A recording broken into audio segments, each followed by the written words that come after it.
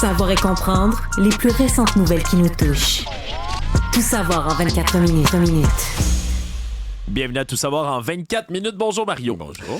Sortie de François Legault aujourd'hui qui était là à la fin de son caucus précessionnel à Sherbrooke avec le reste des députés, des membres de la coalition Avenir Québec.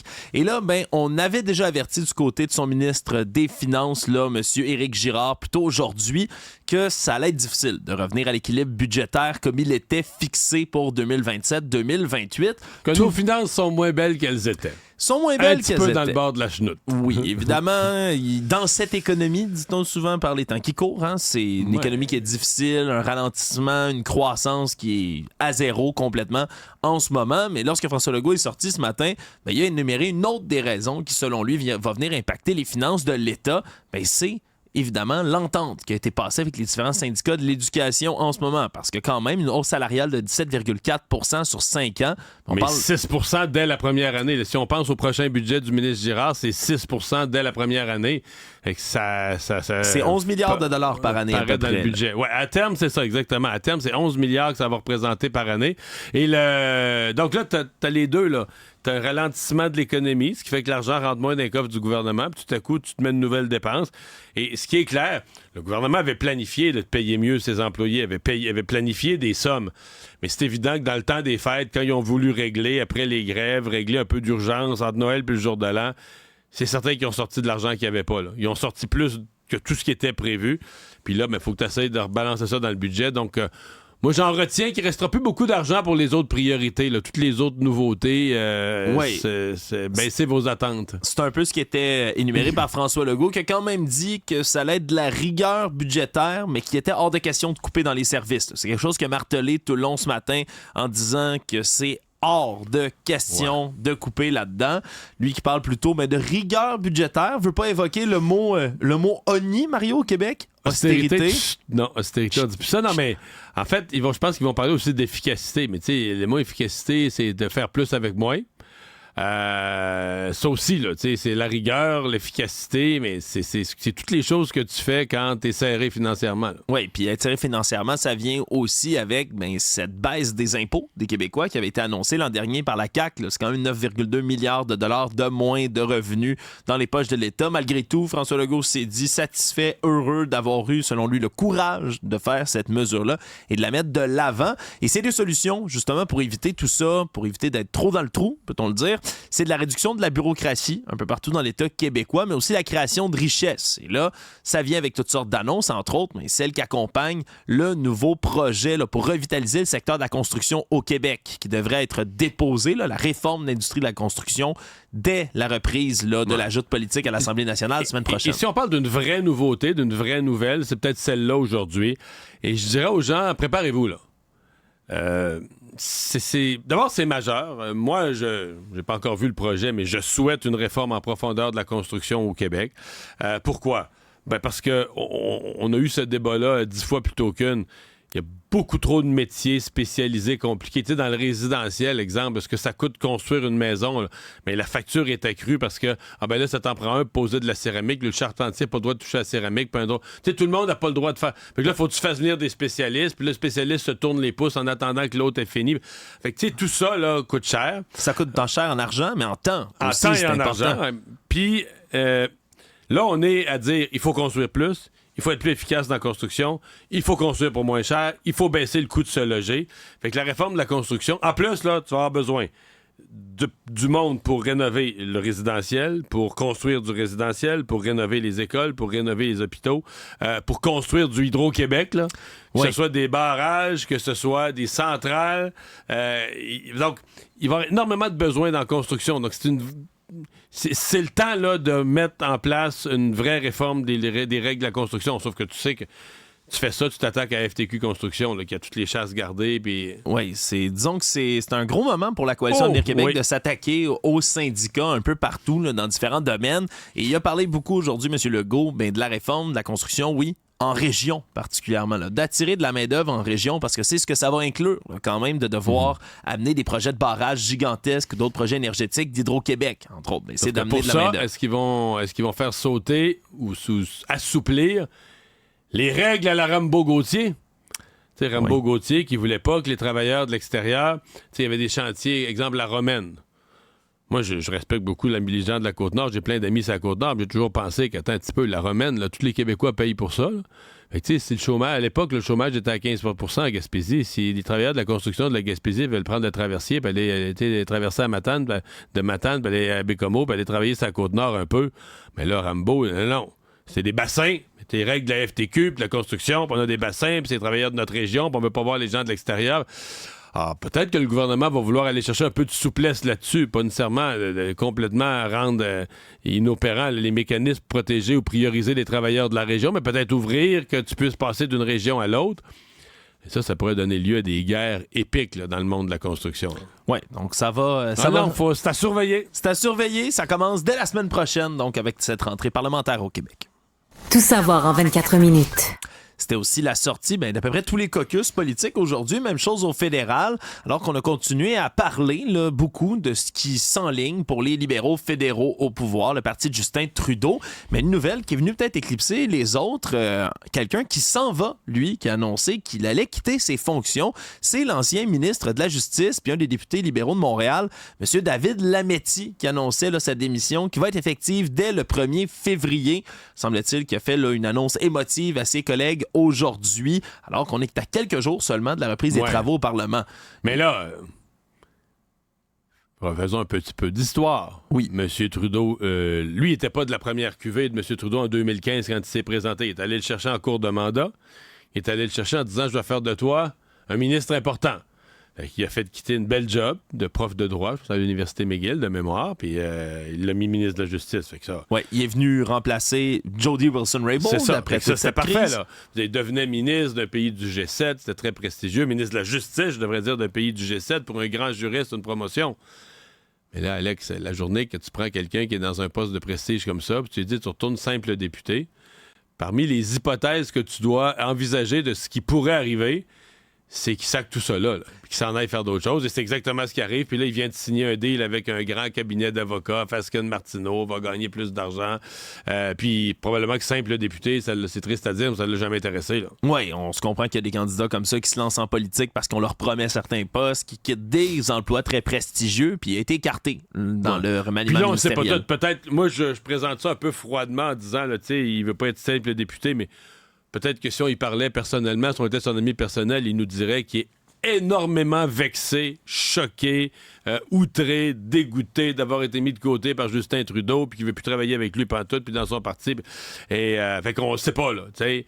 Mais tasser quelqu'un, tu prends quelqu'un qui a été recruté pour être ministre, qui a été ministre dans un poste prestigieux, puis tu le renvoies simple député. Dis-toi bien des choses qui peuvent arriver, c'est qu'il sac tout ça, là. Actualité. Je reviens au Québec parce que la ministre des Sports, Isabelle Charest, aujourd'hui a fait une sortie en réponse à ce qui a été vivement dénoncé, ou du moins ce qui est vivement dénoncé depuis un bon moment déjà, particulièrement dans les arénas du Québec, mais de manière plus globale dans tout le sport amateur. Mais la violence, multiplication de la violence, oui, contre les joueurs, oui, contre les entraîneurs, mais particulièrement des comportements violents contre les arbitres, les officiels de différents matchs. Là. On le sait, il y a une pénurie monumentale d'arbitres à peu près tous les sports amateurs. Ce matin, j'ai parlé à Gabriel Grégoire, qui est le chef des arbitres là, dans le coin de Napierville, Saint-Rémy. Lui, ça en est venu au coup. Là. Oui. Il y a un parent, il était pas arbitre sur la glace, il était chef des arbitres, mais un parent qui était insatisfait de l'arbitrage est allé le voir après le match, puis il est allé exprimer. On va dire poliment comme ça, exprimer son insatisfaction face au travail des arbitres. Voilà. Puis M. Grégoire, il a expliqué, on a un travail à faire, puis les parents étaient visiblement pas contents des réponses. Fait que ça en est venu au coup, ça a pris la police, là. Oui, puis c'est un cas de figure que j'ai entendu souvent, moi, dans les arénas. Mario, j'ai arbitré quand j'étais jeune. Tout arbitré, hein, j'avais 14-15 ans, je me faisais menacer par des parents.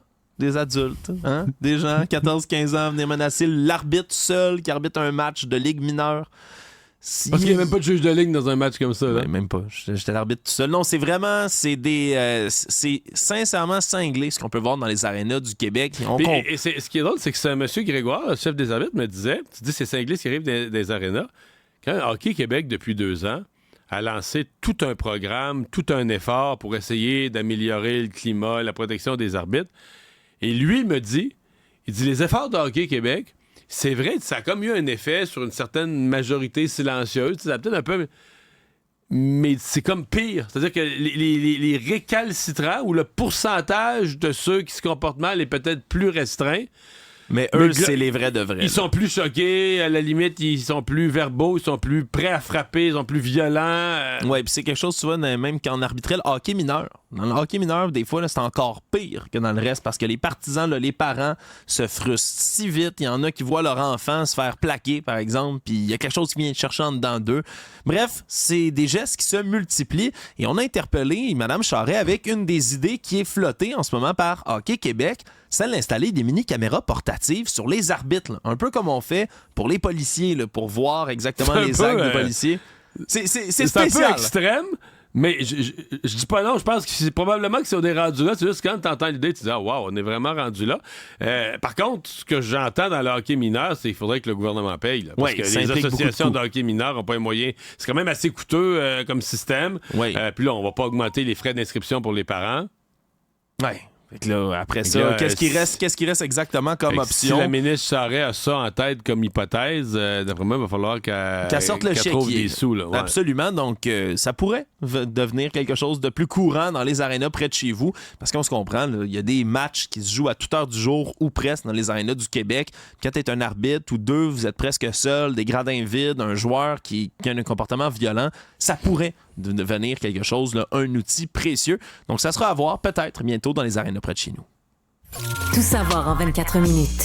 Le cardinal Gérald Cyprien Lacroix est lui aussi éclaboussé à son tour par des allégations d'agression sexuelle dans le cadre de l'action collective qui est entreprise contre le diocèse de Québec en ce moment. On parle d'accusations présumées qui seraient survenues entre 1987 et 1988. Une victime alléguée qui aurait eu 17 ans à l'époque, qui venait lors de 2 événements distincts où se seraient produits ces événements-là avec ses parents. Une famille très pieuse, de ce qu'on comprend du témoignage qui est délivré. Et par la suite, Monsieur Lacroix, Monseigneur Lacroix, prenait à part la jeune fille de 17 ans pour des rencontres bibliques. Et c'est à ce moment-là, derrière une porte close, qu'il aurait posé des gestes de nature sexuelle sur la jeune victime. Non biblique, effectivement. Mario, non biblique, c'est le cas de le dire. Et là, la victime, aujourd'hui, est dans la cinquantaine et elle explique qu'elle aurait gardé le secret. Ouais, mais ça, c'est la partie qui, je pense, qui secoue un peu tout le monde. Là. Vas-y, mais c'est... Ouais. Parce que tu te demandes au début de OK, là, elle parle de ça, pourquoi tant d'années après, pourquoi, bon, on sait que des fois les victimes attendent, mais là, la réponse à pourquoi avoir attendu si longtemps est chirurgicale et précise. Là, hein? Oui, parce qu'elle explique qu'elle a gardé le secret pour ne pas faire de la peine, pour ne pas briser le cœur à ses parents qui étaient justement très croyants. Surtout à sa mère, là, elle s'imagine que sa mère n'aurait jamais passé par-dessus ça. Oui, puis c'est même un élément, selon la version de la victime, de la victime alléguée, que Monseigneur Lacroix aurait utilisé, là, même pour faire une espèce de chantage. Lui aurait dit, n'en parle à personne, surtout pas à tes parents, ça pourrait tuer ta mère, qui est une fervente catholique. Et elle aurait donc attendu par la suite le décès de sa mère. Et du côté là, du cabinet Arsenault Dufresne-Inouï, qui pilote justement l'action collective, on explique que ce serait le lendemain, pas le surlendemain, le lendemain des funérailles de sa mère, que là, enfin, elle aurait pris le téléphone pour appeler, pour se joindre à cette action collective. Donc, ça va venir rejoindre quand même une liste de noms prestigieux dans le milieu de l'Église, si on veut, comme ça. Il y a également, là, en août 2022, je le rappelle, le cardinal Marc Ouellette, là, qui avait fait l'objet d'une allégation d'agression sexuelle aussi de la part d'une stagiaire. Donc, c'est un autre dossier là, qui sera à suivre très près. C'est quand même toute une action collective là, qui est pilotée en ce moment. Oui, mais en fait, dans l'annonce d'aujourd'hui, parce que là, on parle de Gérald Cyprien Lacroix, mais dans l'annonce d'aujourd'hui, dans le fond, une des choses qui était annoncée par le cabinet d'avocats, c'est que l'action collective est passée de 100 victimes à 147. Parce qu'initialement, c'était 100 victimes. Là, on est à 147 victimes contre 90 présumés agresseurs décédés ou vivants, les présumés agresseurs, 90. Et tout ça dans une action collective pour obtenir des réparations. Donc, en rappelant que dans tous les cas précédents de communautés religieuses ou de diocèses, ça s'est jamais rendu à procès. Ça a toujours été réglé hors cours, absolument. Savoir et comprendre, tout savoir en 24 minutes. Une nouvelle qui est tombée en cours d'après-midi. Le système informatique du Centre des communications santé des capitales à Québec a été victime d'une attaque de type rançongiciel. Et là, c'est des paramédics et des répartiteurs dans le niveau de la santé qui doivent vivre avec les troubles de cette attaque-là. Là, on explique que c'est le système informatique qui envoie les cartes d'appel directement dans les ambulances, là, donc dans les véhicules d'urgence qui ne fonctionnent pas en ce moment. Évidemment, motif de l'attaque, ça reste à déterminer. On ne connaît pas l'origine non plus. Mais si on dit rançongiciel, souvent ça veut dire qu'on paralyse un système puis on dit on va te le dégeler en échange d'argent. Exactement. Des pirates, en fait, qui rentrent dans le système, ils vont chiffrer les données complètement du système, ce qui fait en sorte que si tu veux la clé pour être capable de déchiffrer ce qui est advenu de ton système, tu es obligé de payer une rançon. Et donc, ça semble être ce qui est à l'origine de cette panne-là aujourd'hui. Pour l'instant, on tient à rassurer que ça n'affecte pas les services à la population. Il y a un plan de contingence qui est en place. On continue de répondre aux appels du côté des ambulanciers. Mais on est revenu à bonne vieille mitaine, là, Mario. C'est comme ça que je vais le dire, là. C'est des notes manuscrites pour être capable de prendre en charge les appels par téléphone cellulaire, par texto. On dit que c'est surtout là, le service de répartition, là, les répartiteurs du 911 en ce moment qui doivent faire des pieds et des mains pour s'assurer que ça se rend jusqu'aux ambulanciers. Il me semble-t-il que pour l'instant, le système tient et c'est les ingénieurs informatiques là, du réseau de la santé qui sont là-dessus pour tenter d'être capables de remettre le tout en état de marche, en espérant là, évidemment qu'on ne soit pas rendu à l'étape de payer la rançon. Je parle de quelque chose qui date de quelques années, mais il y avait un hôpital, je pense que c'était à Atlanta, qui avait été victime de ça, là, tu sais, rançongiciel. Et ils avaient payé. C'est ce qu'on dit, la règle, là, c'est un peu comme des prises d'otages. Il ne faut pas que tu payes, parce que si tu payes, tu les encourages à le faire, puis en faire d'autres, puis t'enrichis des bandits, puis tout ça. Mais là, un hôpital, tu sais, c'est les capacités de donner des soins, c'est des gens... C'est urgent. C'est des soins intensifs, et carrément, on avait choisi de payer, de régler le problème comme ça, puis de payer. Oui, c'est pas pour rien. S'il y a encore des pirates qui utilisent ce genre de stratagème, c'est qu'au final, ça doit être payant dans certains cas. Donc, ce sera à suivre là, pour ce système informatique. Tout savoir en 24 minutes. Il y avait du nouveau encore une fois aujourd'hui sur le procès de Marc-André Grenon qui est accusé là, du meurtre de Guylaine Potvin en avril 2000. Et c'était un peu, si on veut, Mario... On est là, plus rentré dans les détails là, du comment de l'enquête. Là. Vraiment le croustillant, si on veut, de l'enquête. Puis ça ressemble là, véritablement à un film policier, Mario, là, ce qui a été décrit aujourd'hui par les deux agents de police qui ont fait débloquer enfin l'enquête. Là, après 22 ans de temps, en août 2022, le 2 août, les deux hommes qui surveillent là, l'appartement de Marc-André Grenon, je le rappelle, après qu'on ait eu finalement là, des analyses généalogiques du projet Patron YMI qui avait fini par cibler Marc-André Grenon qui était déjà, semble-t-il, dans le dossier du meurtre de Guylaine Potvin depuis plusieurs années. Lui qui avait habité en 1995 dans la rue qui était juste en arrière de l'appartement de la victime. C'est ce qu'on apprend maintenant. Et là, pendant toute la journée du 2 août 2022, les agents ont surveillé son appartement jusqu'à ce qu'à 18h, M. Grenon embarque dans une voiture avec une femme, se rend jusqu'au cinéma.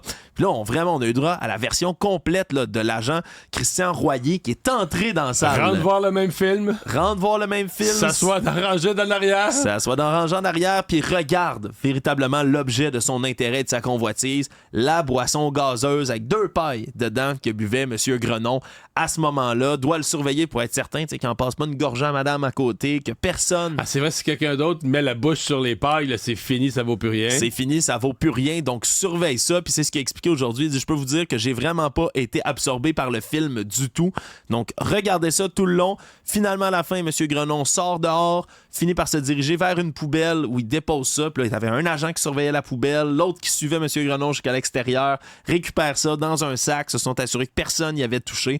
Donc c'est vraiment les méthodes d'enquête là, qui ont été véritablement expliquées et donc aujourd'hui. Là, ils avaient quelque chose envoyé au laboratoire de sciences judiciaires pour un vrai échantillon d'ADN. Exactement, la pièce à conviction P830-57, donc c'est la pièce qui est présentée et on va avoir justement là, cette pièce à conviction bientôt là, qui va être présentée avec les détails du résultat de l'analyse d'ADN. Donc un peu plus de détails sur l'enquête elle-même qui continue quand même à fasciner.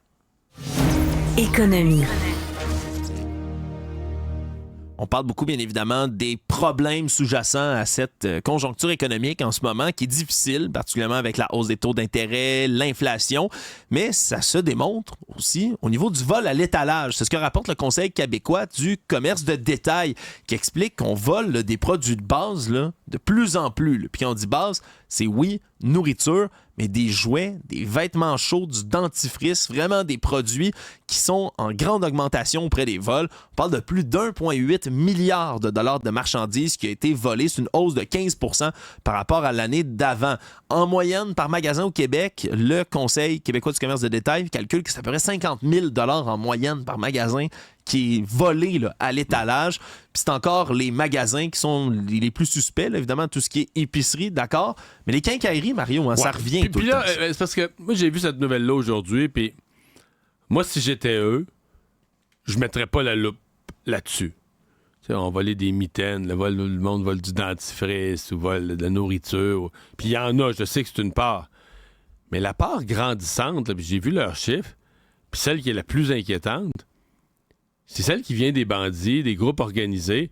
C'est genre, tu parles de quincaillerie, là? C'est genre les objets de quincaillerie qui sont volés, puis qui sont sur Marketplace 3 heures après, là. Oui. Pour vrai, flambant neuf, là. On se comprend, c'est pas une mère qui vole une tuque puis des mitaines à son enfant qui a froid, là. C'est des bandits qui volent des équipements. Puis on s'entend que dans l'outillage motorisé, puis tout ça, tu peux avoir de l'outillage de qualité, 2, 3, 4, 500 pièces, tu fais de l'argent vite, là. Oui. Fait qu'il y a du monde qui font le tour des magasins, volent, et ils ramènent ça dans une espèce de petit entrepôt où quelqu'un est équipé, met ça sur Marketplace, et c'est structuré, c'est organisé. Ça, c'est un vrai problème. Et on dit que dans ces voleurs-là, il y en a même qui représentent une menace pour le personnel. Là. C'est que si quelqu'un du personnel... Augmentation des voies de fait. Ben oui. Si quelqu'un s'interpose, ces gens-là, c'est des bandits, donc ils vont être prêts à l'affrontement. Oui, c'est pas juste n'importe qui va se faire pincer, va partir en courant. Qui va venir tout mal, qui va partir en pleurant, en criant. Là. Exactement. Donc, on commence à faire plus attention là, dans tous ces magasins-là. Donc, oui, un signe, comme tu le dis, de l'inflation, mais aussi du crime organisé ou des bandits, véritablement, là, qui se mettent là-dedans là, aussi au vol à l'étalage. Le Monde.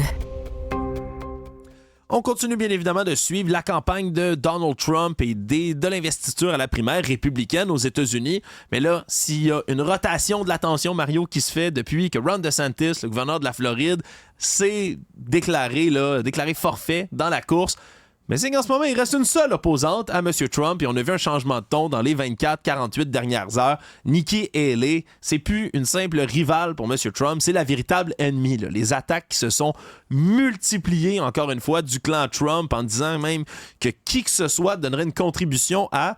Et là, attention, M. Trump a trouvé son nouveau surnom politique parce qu'il adore donner des surnoms à tous ses opposants. En ce moment, Mme Haley, c'est Bird Brain, cervelle d'oiseau. C'est le nom qu'il lui donne. Ça fait quelques jours quand même. Là. C'était ça en fin de semaine déjà. Là. Oui, c'était ça en fin de semaine déjà, mais on peut le voir. Dans la tactique de M. Trump, c'est vraiment l'adversaire principal. Et on comprend, là, selon certaines sources qui ont cité là, à CNN, des gens qui sont très près de l'ancien président, que c'est vraiment... là, l'objet de sa colère en ce moment, lui qui s'attendait avec son équipe. Est-ce que Mme Haley décide de décrocher là, après que M. Trump ait raflé le New Hampshire? Mais comme elle continue de s'accrocher, fait encore campagne, détourne encore de l'attention, puis obtient une certaine popularité auprès d'une partie des électeurs. Oui, mais sincèrement, elle a eu un score au New Hampshire qui lui permet logiquement de rester. Elle a perdu par une dizaine de points. Là. Mais elle n'a pas été déclassée, elle n'a pas été ridiculisée. Donc, elle a obtenu... Je suis pas fou, là. Je vois le problème, c'est ce qui vient après. Oui. Parce qu'une des primaires les plus immédiates, là, les prochaines au mois de février, c'est la Caroline du Sud. Oui. Puis ça, c'est son État, c'est son chez elle, là, où elle était gouverneur. Puis les derniers sondages que j'ai vus, Trump est en avance par 30-35 %. Même dans certains cas, un petit peu plus. Fait que là, c'est sûr que si tu te fais clencher à ce point-là, chez vous, sur ton territoire, là, ça va moins bien. Puis, si tu regardes un peu plus loin, le Super Tuesday, là, le Super Mardi au début mars, où là, c'est je sais plus combien d'États, je pense que c'est plus d'une douzaine d'États au moins, des gros États, le Texas, la Californie. Là, Trump a des avances de 50 points, 45 points, 60... En pourcentage, je dis points, là, il y a 50 % d'avance sur sa rivale. Presque tout le monde s'entend pour dire qu'il va gagner. Mais le simple fait que, comme Mme Haley reste, il peut pas être couronné immédiatement, puis ça continue bien évidemment à lui taper sur les nerfs. Tout savoir en 24 minutes. Puis j'en profite en terminant, Mario, pour dire, mauvaise nouvelle, mais c'est la fin de la mission de l'hélicoptère de la NASA sur Mars, hein, Ingenuity, ce tout petit robot qui a d'ailleurs été piloté par quelqu'un bien de chez nous, Mme Alibé. Eh bien, ça a été son dernier vol. On a annoncé aujourd'hui du côté de la NASA qu'un des pales du rotor a été endommagé aujourd'hui, mais c'était son 72e vol, alors qu'on s'attendait à ce qu'il en fasse à peu près 5. Donc, on lui souhaite un gros merci et bon voyage à ce robot. Ils vont pas le réparer? C'est assez difficile d'aller réparer quelque chose sur Mars, Mario. Résumer l'actualité en 24 minutes, c'est mission accomplie.